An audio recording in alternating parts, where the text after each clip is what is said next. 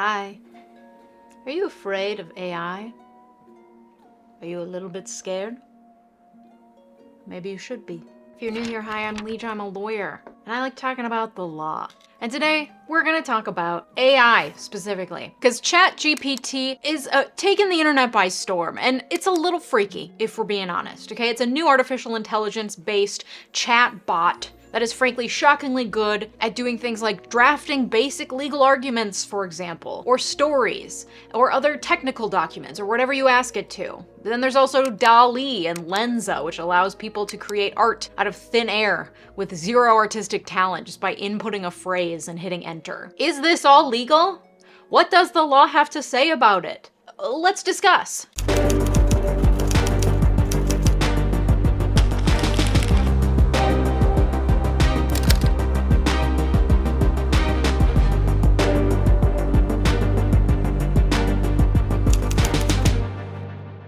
So artificial intelligence does have the potential to greatly impact society in many different ways. As AI technology continues to advance, it's being used in increasingly wide ranges of fields, from self-driving cars, to medical diagnoses, to financial trading, to employment decisions. One of the most significant ways that AI is impacting society is through the automation of tasks that were previously done by humans. Things as fundamentally human as writing and creating art. This has the potential to greatly increase efficiency and productivity, but it also has the potential to displace workers who are no longer needed to perform certain tasks, and many other nefarious things that we'll get into, okay? Another way that AI is impacting society is by enabling the collection and analysis of vast swaths of data. This has the potential to greatly improve decision-making in a variety of fields like medicine, finance, law enforcement. However, it also raises concerns about privacy and the potential for AI to be used in ways that violates individuals' rights. AI has the potential to greatly improve the quality of life for many people. For example, AI-powered assistive technologies can help people with disabilities live more independent lives. AI-powered medical diagnoses can help doctors make more accurate and timely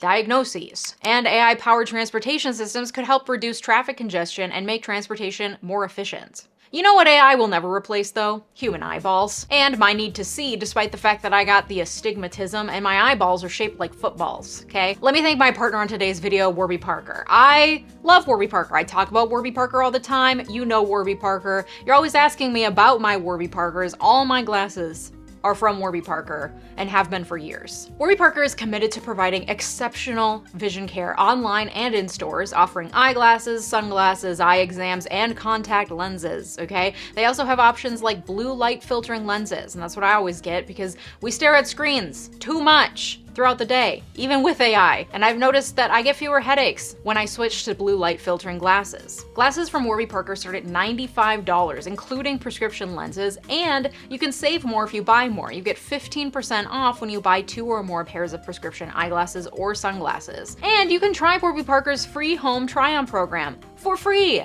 Order 5 pairs of glasses to try on at home for free for 5 days. There is no obligation to buy. The try-on glasses ship free right to your door and include a prepaid return shipping label. You can try 5 pairs of glasses at home for free by going to 𝗪𝗪𝗏𝗏𝗏.com/Leeja. Now, I'm always looking to freshen up my eyewear selection, okay? That's why I have so many to begin with. I got these. You probably have also seen me in these. These are my very own. I own these, 𝗪𝗪𝗏𝗏𝗏. You know how obsessed I am? I have this pair, 2 different styles. One is for reading close up, one's for regular. I'm obsessed. But I also got a handy little at-home try-on kit so we can take a look at some new possibilities for my face. Now, I've been experimenting with different black frames lately. I'm still not sure about how I feel about black frames on my face, but what's cool about being able to try this on at home is that you get to try these things on in the comfort of your home and you don't have to worry about anyone seeing you in the eyeglass store looking kooky.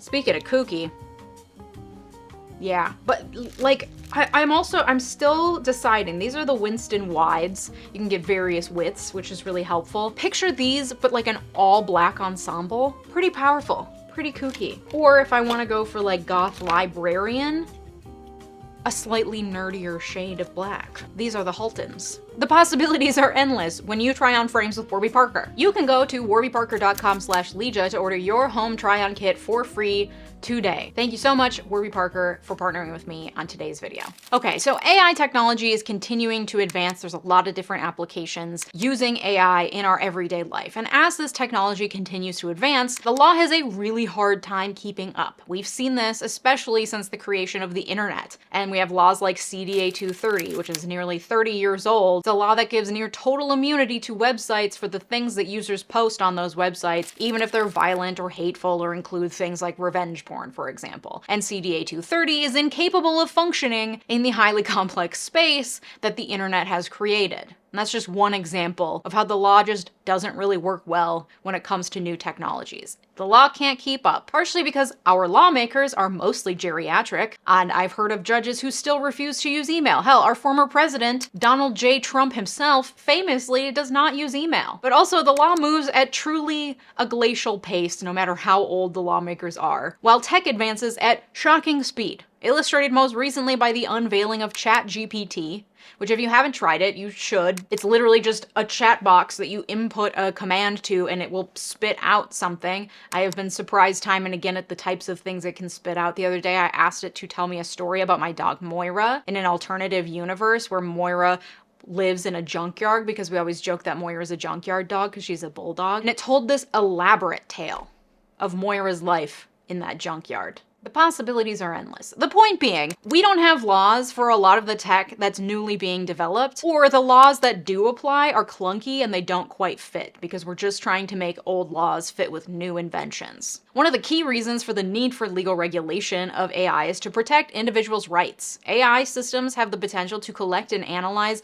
large amounts of personal data, which could be used in ways that violate individuals' privacy. For example, AI-powered facial recognition systems could be used to track people's movements without their consent. In order to prevent this kind of misuse of AI, it's important for laws to be put in place to protect individuals' rights. Another reason for the need for legal regulation of AI is to prevent harm to society, okay? AI has the potential to be used in ways that could be great, or they could cause widespread unemployment by automating tasks that currently provide jobs for many people. Though, I am seeing that AI is already starting to create new jobs, which we'll talk about in a second. AI can also be used to reinforce existing societal inequalities. If AI systems are trained on biased data, I'll get into that in a little bit too. In order to prevent these negative consequences of AI, it's going to be important for laws to be put in place to ensure that AI is used in a responsible and ethical manner. As I've been saying though, those laws don't exist yet. Okay? And then finally, the need for legal regulation of AI also arises from the issue of liability. When an AI-powered system is involved in an accident, for example, or creates a piece of writing or art based on someone else's art, it can be difficult to determine who's at fault. Is it the person operating the system? Is it the manufacturer of the system? Is it the developers of the AI technology? In order to provide clarity and certainty in these types of cases, we're gonna have to write some laws about it. I'll start with accidents first, such as self-driving car accidents, which have led to numerous deaths in recent years. One approach to addressing the issue is to hold the person operating the AI-powered system responsible for any accidents that occurred. This is the approach that's currently taken in the case of traditional vehicles, where the driver is typically held liable for any accidents that occur. However, this approach may not be suitable in all cases involving AI, particularly in the case of a self-driving car, where the person in the car may not have been in control of the vehicle at the time of the accident. Another approach is to hold the manufacturer of the AI-powered system responsible for any accidents that occur. This would be similar to the way that manufacturers of traditional vehicles are currently held liable for defects in their products. Basically, you built it, something went wrong because of how you built it, and now you're going to be held liable for it. See, for example, the very famous exploding Ford Pinto case. Okay, but this approach might not be suitable in all cases involving AI, particularly in the case of systems that are developed by multiple manufacturers because they're so complex, or that incorporate complex AI algorithms. Okay, and then there's a third approach, and that's to hold the developers of the AI technology responsible for any accidents that occur. And that would be similar to the way that software developers are currently held liable for defects in their products. However, this approach may also be problematic because it could be difficult to determine who's responsible for specific aspects of an AI system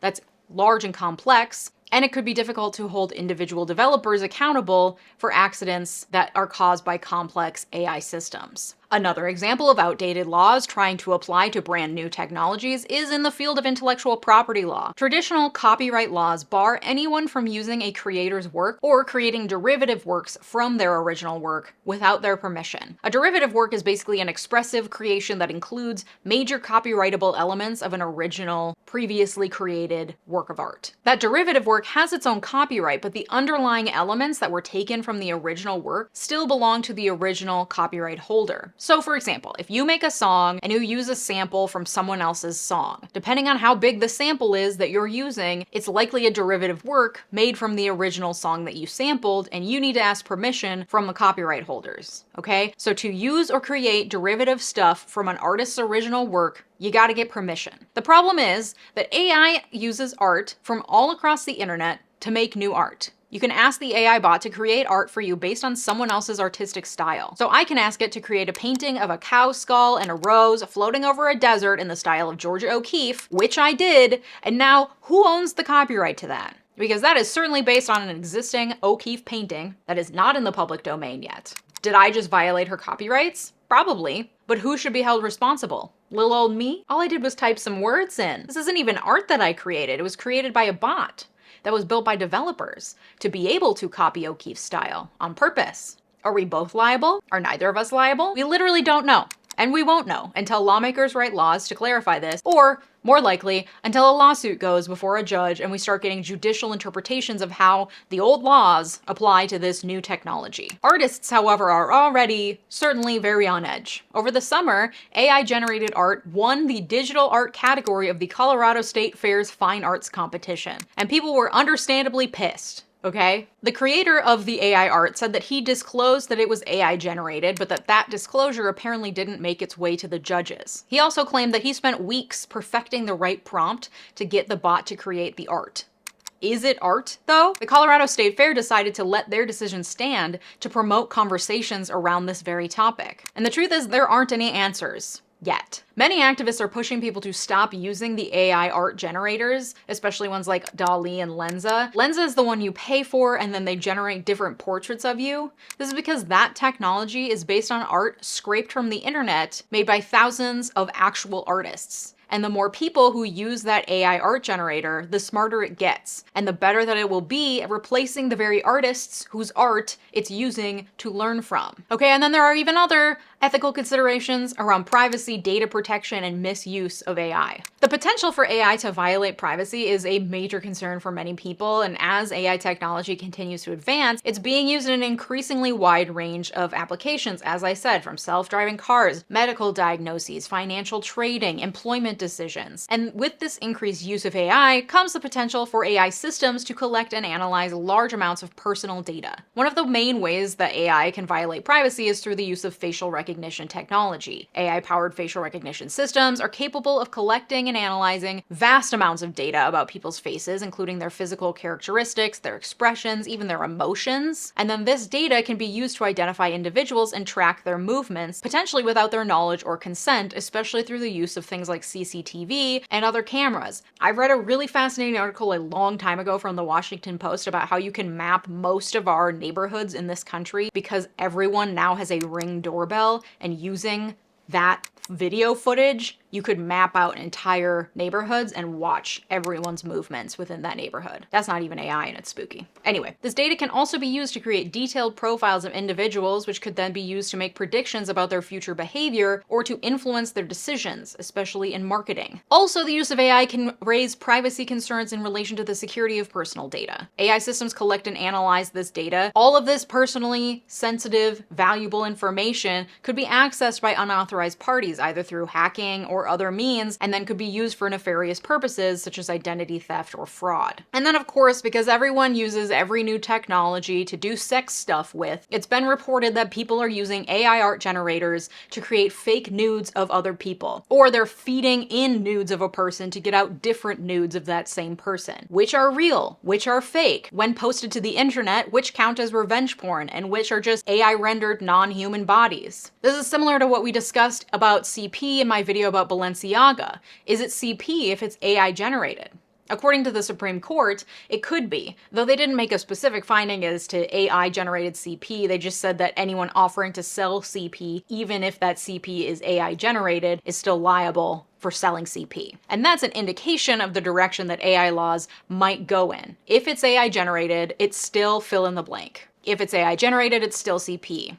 It's still revenge porn. It's still a violation of someone's copyrights. But at this point, there aren't any explicit protections against these things, because the laws, again, have yet to be written. There are certain privacy protections in place in the form of the AI bot creators having privacy policies as part of using their website. For example, according to Lenza's privacy policy, you can ask Lenza to delete all of your personal data by emailing privacy@lenza-ai.com. Also, according to Lenza's terms of service and privacy policies, if you upload your images that were generated by Lenza to your own social media, like sharing a carousel of them on Instagram, which everyone and their mother did recently, according to Lenza's terms of service, you have now given them permission to use those images for themselves in advertising. Bet you didn't know that. However, you can rescind that permission by emailing contact@lenza-ai.com. So you want to check out the privacy policy and terms of service of whatever AI bot you're using, because those are about the only protections you have in place right now while we wait for lawmakers to catch up, or for judges to make judicial opinions. But in addition to privacy concerns, we also need to talk about AI biases, something that is very much not new, but that's coming to the forefront with the renewed discussions happening around AI thanks to ChatGPT, dall-e, and Lenza. And when I say bias in AI, I mean AI that has racism and sexism and other isms baked into it. And to understand why and how this happens, we gotta talk briefly about generative AI models and the role that data plays in determining AI behavior. I'm not a master of this, so we're just gonna try to hit the basics, and hopefully I'm right enough that we're all on the same page, okay? A generative AI model. Okay, it's a type of AI model that's capable of generating new data that is similar to the data that it's been trained on. Generative AI models are often used in applications where it's desirable to generate new data that's similar to existing data, like in image or video generation, music composition, or natural language processing. Generative AI models are typically trained using unsupervised learning algorithms, which means that they learn to generate new data by analyzing large amounts of existing data without any explicit guidance or labels. For example, a generative AI model might be trained on a data set of images, and it would then learn to generate new images that are similar to the ones in the data set. And the behavior of AI systems is ultimately determined by the data that they are trained on. AI systems are essentially blank slates when they're first created, and then they're only able to perform tasks and make decisions based on the data that they are trained on. So one of the key ways in which data influences the behavior of AI systems is through the use of machine learning algorithms. And they're used to train AI systems to perform basic tasks like recognizing objects and images or translating text from one language to another. These algorithms work by analyzing large amounts of data, using this data to learn how to perform the desired task, okay? And the quality and quantity of the data that's used to train an AI system is critical to its performance. If the data is poor quality or there's not enough of it, then the AI system may not be able to learn how to perform the desired task accurately or reliably. On the other hand, if the data is of high quality and there's a large quantity of it, the AI system is more likely to learn how to perform the task accurately and reliably. Okay, makes sense. Another way that data influences the behavior of AI systems is through the use of data-driven models. They are used to represent the relationships and patterns that are found in the data, and these models are used by AI systems to make predictions or decisions. For example, a data-driven model might be used by an AI system to predict the likelihood that a patient will develop a certain disease based on their medical history. Now, generative AI models form the building blocks of things like ChatGPT and dall-e, and they're an incredibly new concept for lawmakers who have been focused on more small-scale specific AI used in specific fields, like AI used in the hiring process, for example. Now that we have an understanding of how AI learns through data inputs made by humans, we can get a better grasp of how they become biased. So AI systems can become biased in a number of ways. One way is through the use of biased data. AI systems, again, are trained on data, and the behavior of the AI system is ultimately determined by the data that it's trained on. If the data that it's used to train the AI system is biased, then the AI system will also be biased. For example, Say you have an AI system and it's trained on a data set of job applicants, and the data is biased in favor of male applicants. In this case, the AI system's likely to learn that male applicants are more likely to be qualified for the job, and it may therefore favor male applicants when making hiring decisions. And then that would result in a biased AI system that is more likely to select male applicants over female applicants, even if the female applicants are equally or more qualified. Another way that AI systems can become biased is through the use of algorithms that are designed to be biased. In some cases, AI developers may intentionally design algorithms that are biased in order to achieve a specific goal. For example, an AI developer may design an algorithm that is biased in favor of a political party in order to influence the outcome of an election. Or they could be unintentionally biased algorithms, which would have a similar result. And then finally, AI systems can also become biased through the actions of those who use them. For example, if an AI system is used to make hiring decisions and the person using the system has unconscious biases against certain groups of people, the AI system may learn to make biased decisions as a result. And these biases can come out in any number of ways. For example, Megan Fox recently noted that all of her Lensa portraits showed her naked or extremely sexualized. Another woman on Twitter said that she input a photo of only her face, and what came back was still highly sexualized images of her. Is that the patriarchy at work through the data that Lensa was fed in development, or through biases baked into it by its developers who, statistically speaking, are probably all men? Or is it through biases that it's learning from its users, which no doubt include thousands of people, probably mostly men, asking it to create porn? Because humans are disgusting and we can't be stopped. New technology? Porn. It's a tale as old as time. And because of this, it's important to have diverse teams of people developing AI systems, both because they determine the data that's mined, but also because they could bake biases into the systems. But once the AI is free to roam to humankind en masse, who knows the kind of biases that it could learn? And that's kind of where we're at now. We're beginning to uncover the terrifying possibilities of AI, and the exciting ones too. But to keep it a happy, exciting, new technological space for all, history tells us we're gonna need regulations. And there are a number of different ways that we could regulate AI. One is through the development of industry-specific regulations. In that approach, different industries would develop their own regulations for the use of AI based on the specific needs and concerns of that industry. Another way is to regulate AI through the development of sector-wide regulations, where regulations would be developed that apply to all industries that use AI rather than being industry-specific. That could be done by a governmental agency or a regulatory body, or it could be done through the development of industry-wide standards.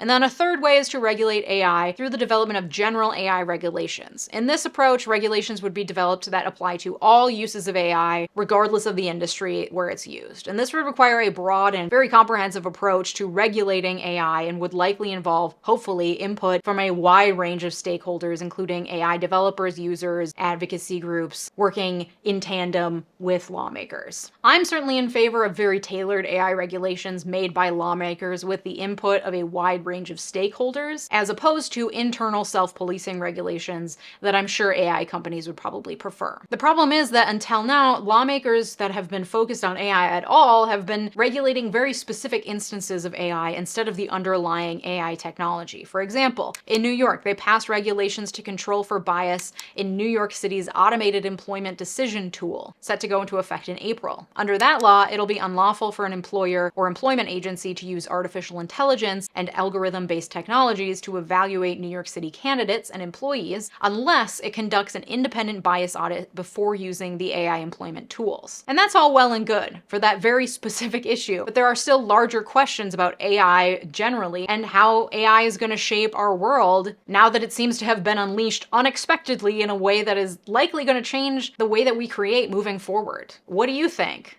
I think that there's a lot to be concerned about for artists and for potential online abuse using AI. I mean, we're already seeing it happen. I am excited, though, about the potential for allowing for greater productivity, creativity, and critical thinking while getting some of the basic work done for us using AI. For example, I used ChatGPT to generate about 50% of this script. The other half was either me adding in my personality to it, or connecting some dots that the bot missed, or fact-checking, or adding current news and events to what the bot wrote. And I will say, the more I've tinkered around with these things, the more that I've realized that they are a tool for human creation, but they are not a replacement for it. There's something innately human that's missing from AI outputs, even the really, really good AI. There is AI that can learn to mimic your tone of voice and speech patterns, and there you can kind of see like a twinkle of of a human life, but for the most part, I've been unimpressed. Similarly, I've tinkered with ChatGPT and other AI's ability to write legal arguments